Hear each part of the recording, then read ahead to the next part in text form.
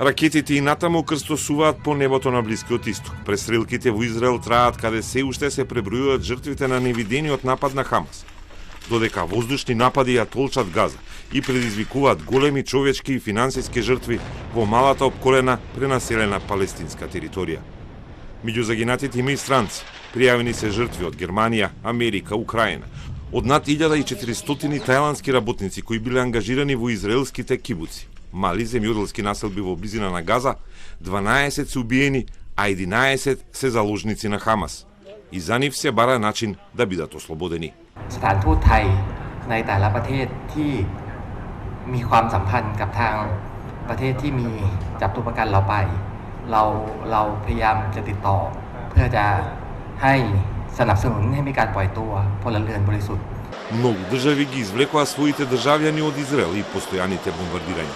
Very sad, terrible. We live in the center, so it's not so bad. We only went to the shelters, but in the south, I don't want to use the word, but it's like it was a massacre, a horrendous massacre of the people there. Tragedija, užasna tragedija. Verovatno je obaveštajna služba malo popustila, nije obavila svoj posao kako valja. Евакуација од Палестина нема.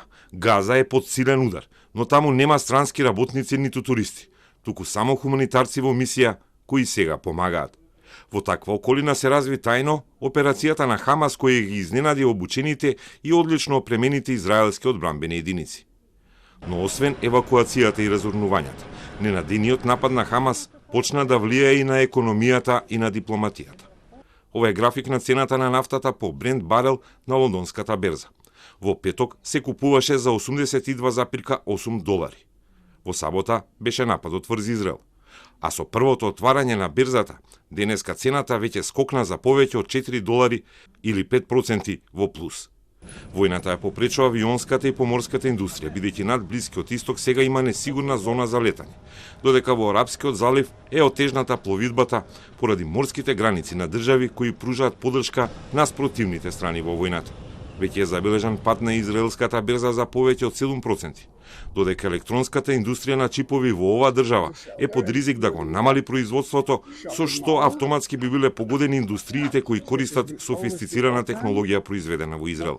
Дипломатски, државите се поделија во оние кои го поддржуваат Израел, западни држави и пријателите на Тел Авив како Индија, додека Иран и арапските народи, некогаш противно на официјалните политики на нивните држави, ја поддржуваат борбата на Палестина. Некои како Кина, а пред се Турција, понудија помош за дипломатско решение за војната, додека некои како Австрија ја стопираа толку потребната економска помош за Палестина.